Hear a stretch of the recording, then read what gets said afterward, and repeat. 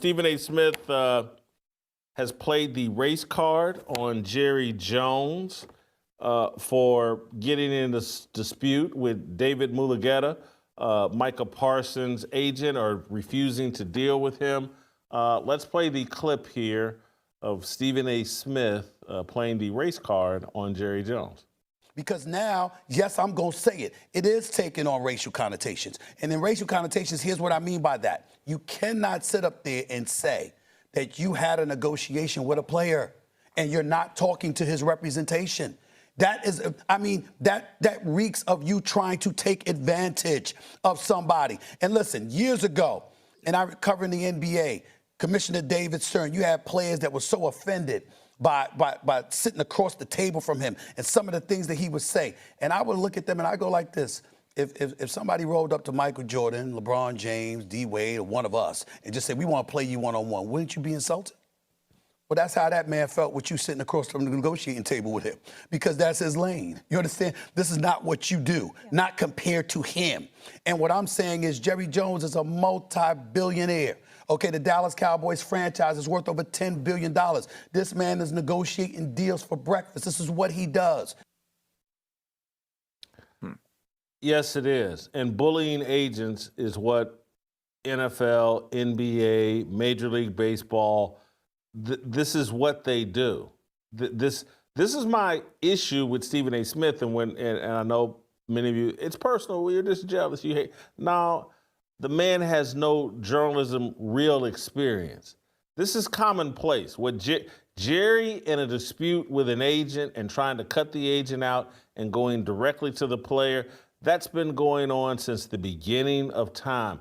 I saw anybody that remembers my career in Kansas City probably remembers the Chiefs drafting an offensive tackle by the name of John Tate. John Tate had an agent by the name of Ethan Locke.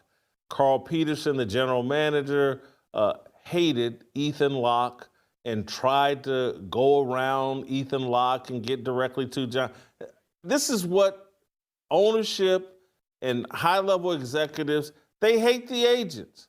And Jerry Jones went on to explain to you, hey, man, you know, Mulugeta, reminds me of Jay-Z. And you know, these other guys that want to hip-hop the whole agency deal.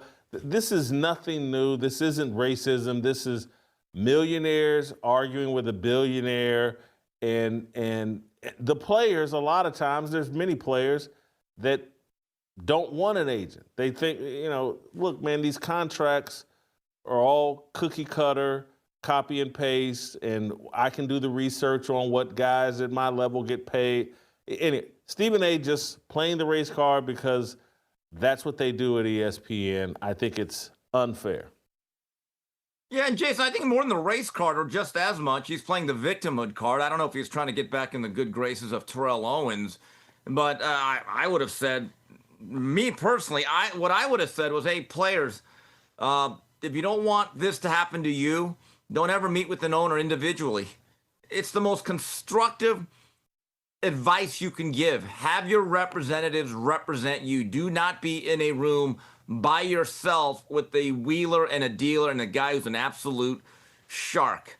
And this whole notion of somehow now it becomes racial and you're disrespecting me as a man, all that. Well, I have a question then. So when Jerry Jones pays players exorbitant amounts, is that it then? Like, you've respected them? Because at the same time, they try to have it the both ways. When you sign a player and you have him under contract, then it becomes, well, we're more than an athlete. We're more than just a guy that you pay. Well, which is it, guys? What is the ultimate sign of respect? Paying you or not paying? They always shift the goalposts here.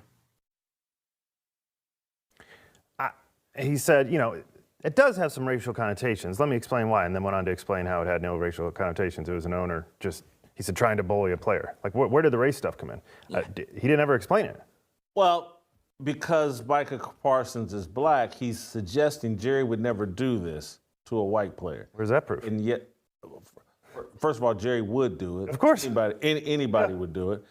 I don't know anybody. Do you ever, Dave Portnoy just this past week or whatever, he said he didn't, Sophie Cunningham. Hey, I don't like dealing with agents. And this felt very agent-y, Yes. and they got involved, and so now we moved off of her. This is standard operating procedure. Stephen A. Smith, who's been installed by WME, Ari Emanuel, Mark Shapiro, that major agency, of course he's going to cape for the agents. Of course, David Mulugela being black. This is about David Mulugela's reputation and image, because what Jerry's basically saying, now, me and Micah sat down and we agreed on a number. Micah's satisfied. Mulugela's not satisfied because, it's like, hey, man, you're undermining me with a player. You're making it seem like the players don't need me. I don't have any value. And Stephen A's job is to argue on behalf of WME and the people that have installed him and made him bulletproof that, you can't make it without Ari Emanuel and Mark Shapiro and a major agency representing you. The whole world revolves around them. Meanwhile, Lamar Jackson's mama did his contract wasn't he the highest paid player in the league? There you go. There you go. I know many of you are sitting out there. Go ahead and say it, Jason. Go ahead and say it, Jason. There's a certain tribe that runs the agencies, and Stephen A. is caping for them. I'm not going to put TJ and Steve into that, but I'm just telling you what's really going on. Steve, finally, I'm going to move on to this is related to Micah Parsons. Aaron Donald hopped on Instagram and saw someone made a comment about Micah Parsons and maybe going to the Rams, put him in a Rams uniform.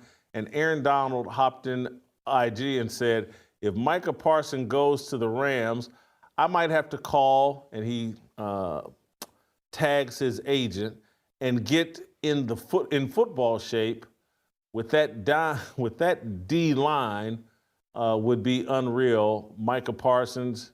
That's Aaron Donald. Don't tell me info like that. And then he copies David Mulugeta.